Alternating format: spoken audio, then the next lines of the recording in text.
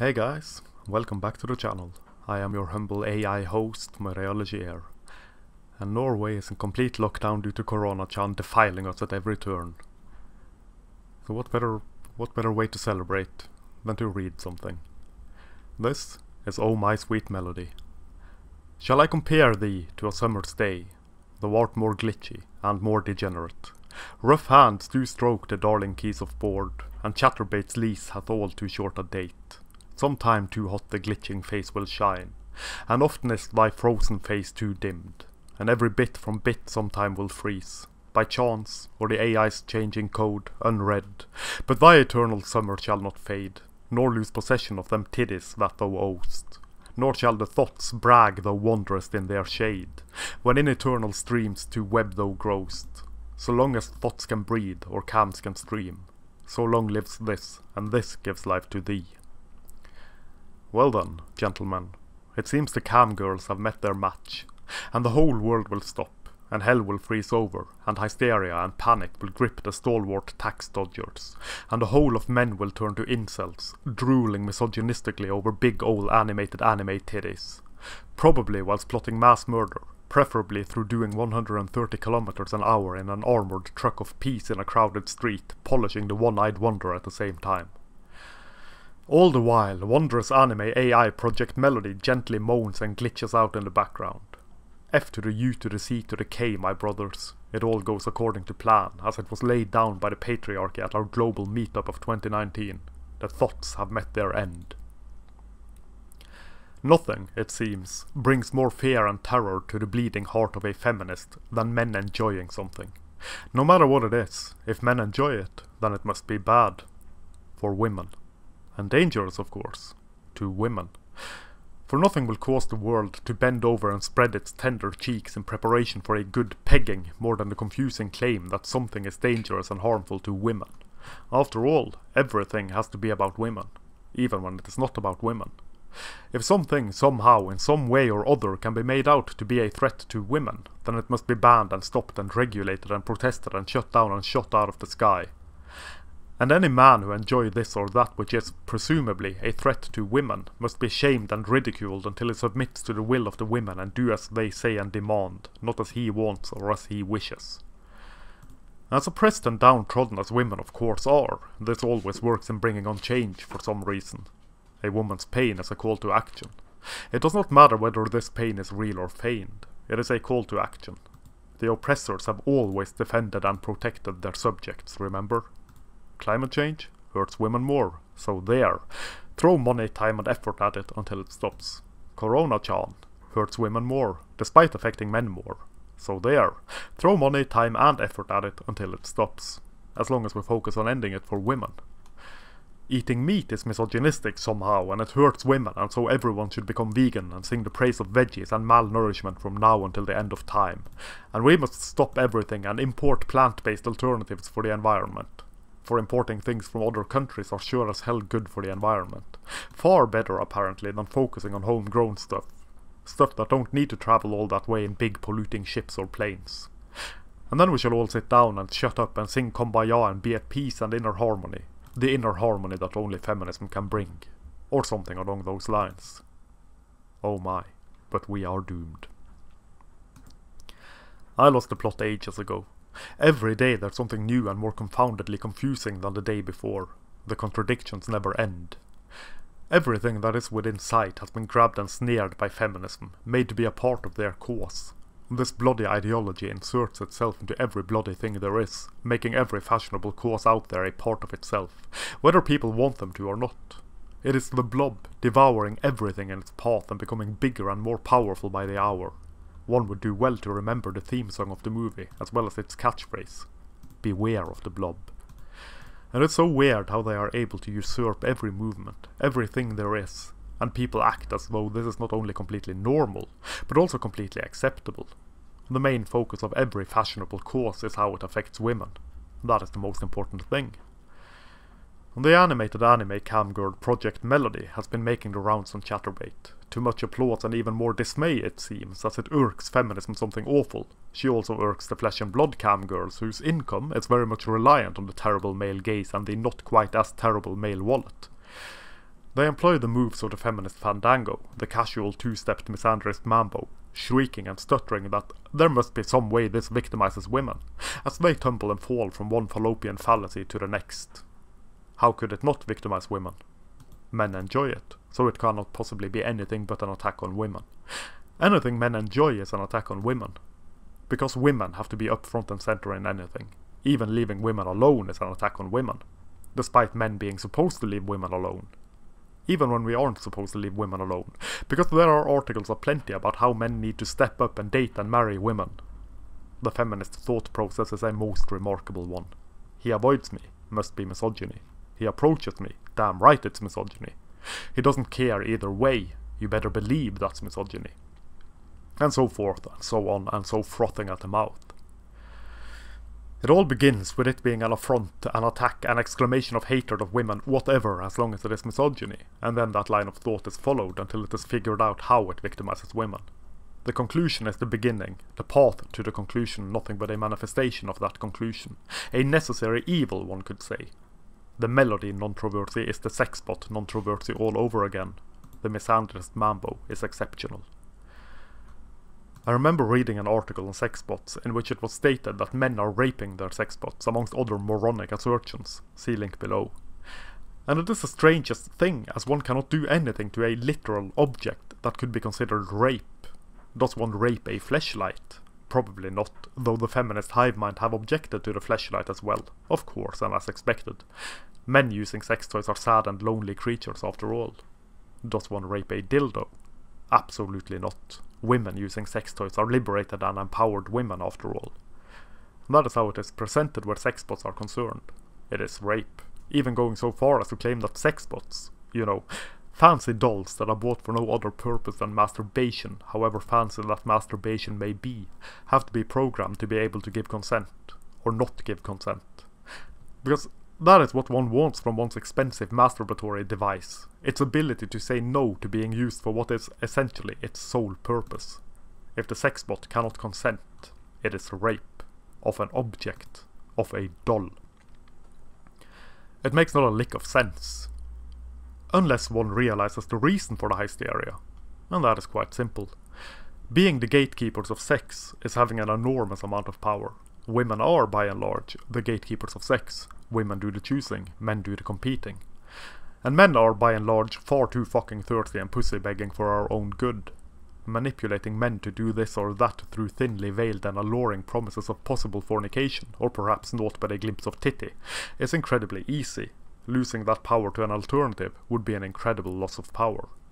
And so it must be stopped, by shaming and ridiculing men who engage in masturbation with a sexbot, or who drool and masturbate to the lurid images of a glitchy anime camgirl.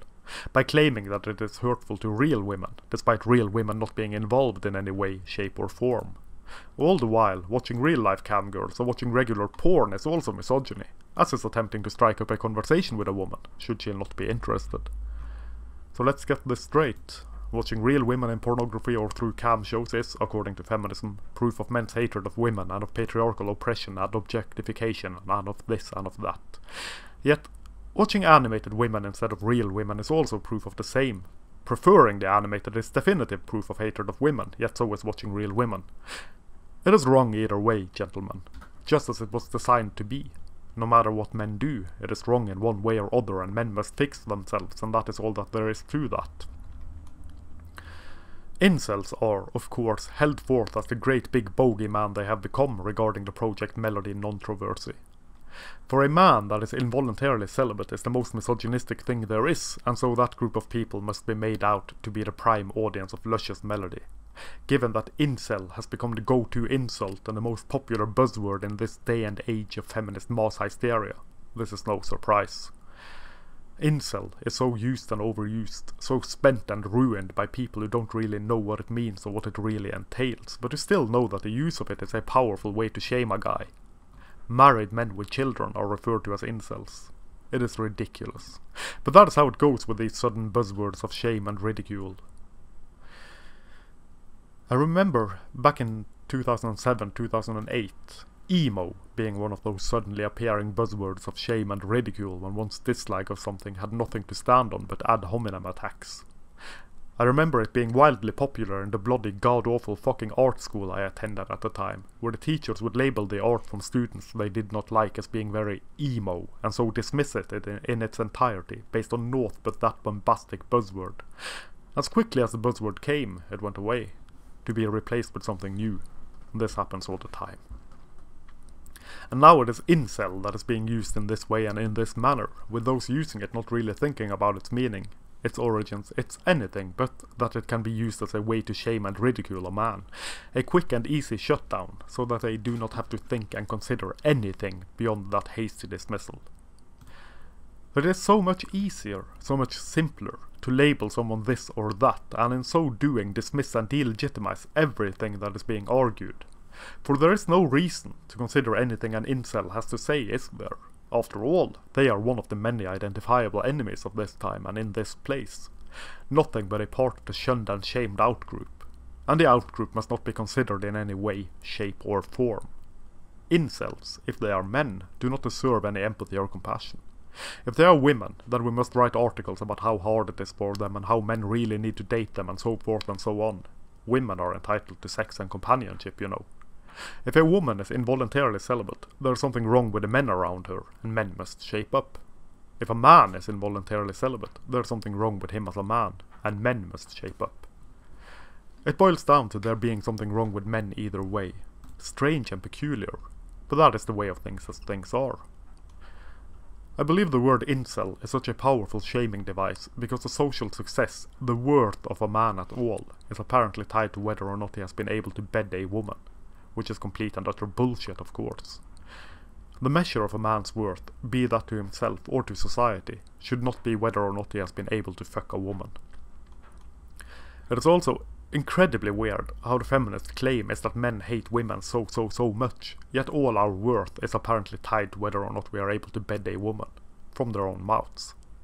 One should think that there would not be so much of a man's worth tied to bedding or being in a relationship with a woman, if women truly were as hated as the hive mind claims. And these people who think slut-shaming is such a terrible thing see absolutely no qualms in virgin-shaming a man. The same can be said about the body positivity movement, who see no qualms in shaming a guy for his height or dick size or whatever.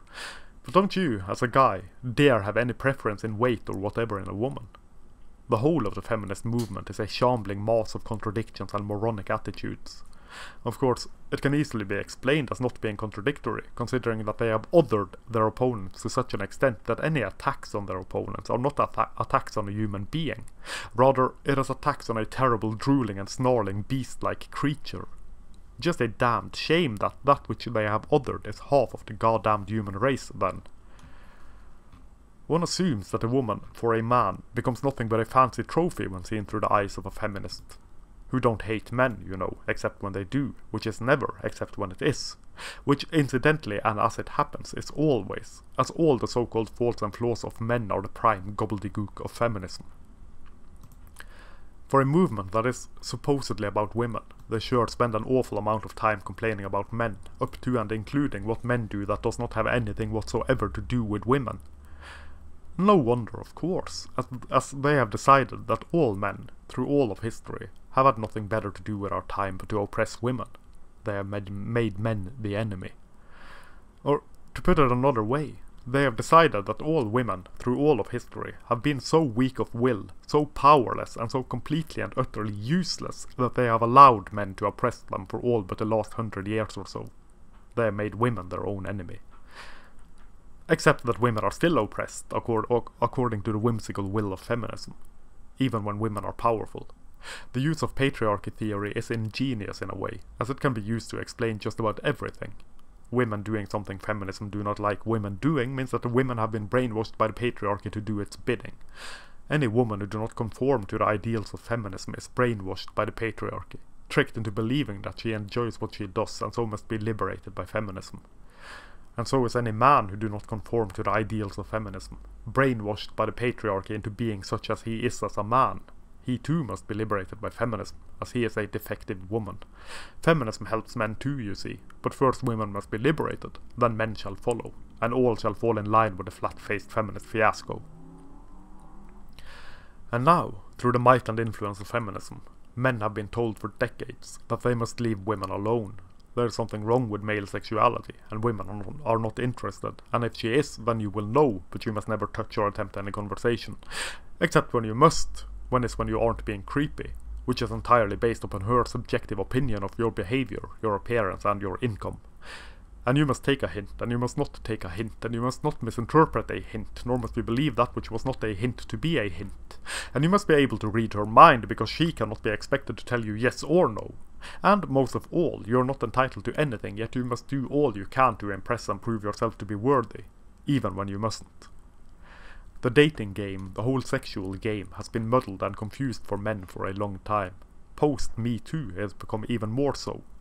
All the power of sex and of dating is placed in the laps of women, and all the responsibilities to engage in it has been placed in the laps of men.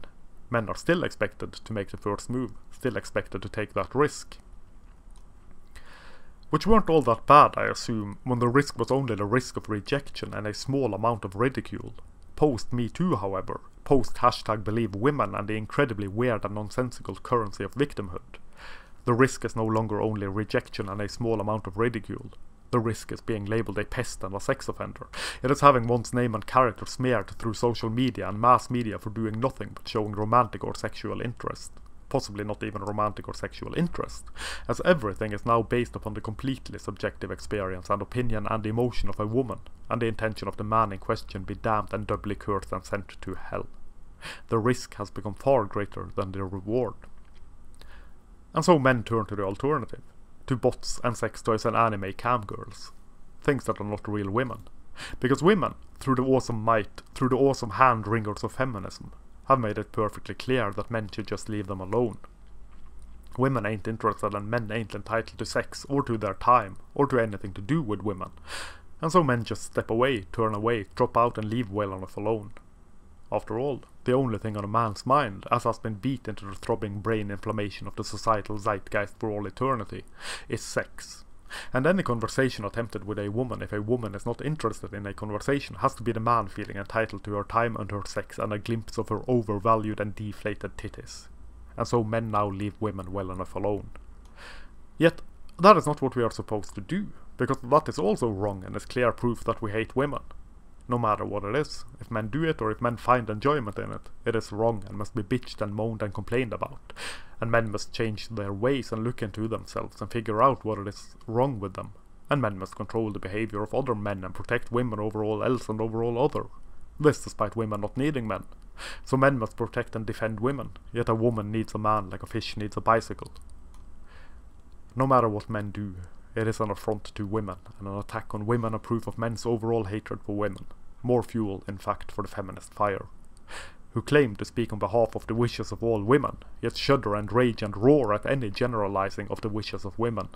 The thought that men do not obsess over women as feminism believe men do not even enter into their minds. It is not a thought that is entertained. And I am sorry to be the one to break it to you, lovely luscious ladies of lullabies and loss of love, but men do in fact have more important things to think and talk about than women, for the most part, and believe it or not. Not everything men do or say or think revolve around women, nor does it have to. Since the feminist hive mind keep assuming that men only ever think and talk about women, I can only assume one of two things. Either women in general do nothing but think and talk about men, or women in general are terrified that men do not only think or talk about women. The message still remains the same. Men must step up their game and men must change themselves to accommodate the ever-changing whims and will of women overall and feminism specifically, even when neither is a monolith, except when it suits the powers that be trembling at their knees. Yet, the opposite is never the case. Instead of thinking that maybe, just maybe, there's something wrong with this bloody culture, this fucking society and the way it treats men, instead of thinking that maybe women in general, and feminism specifically, should stop and do some soul-searching, some thorough introspection, stop and breathe and figure out why men seemingly prefer sex bots and animated anime camgirls to real women. That maybe there is something about women and the way our societies treat women, how our societies teach women to view and treat men, as well as how our societies overall view and treat men that cause this to be the case. Instead of doing this, they shame and smear and ridicule men yet again. painting men as rapists in waiting, as pathetic incels, as women-hating misogynists for doing nothing but that which men have been told to do, to stay away from women, for we are not entitled to their time, or to sex, or to anything, really. Men drop out and fall away from everything. Women most affected. And that is that for this ramble. I hope you enjoyed it more than my previous ramble. Should you wish to support my blog and this channel before Corona-chan gets us all, please take a look at the links down below where you can buy copies of my books or prints of my artwork. And I'll catch you next time. This is Reality signing off.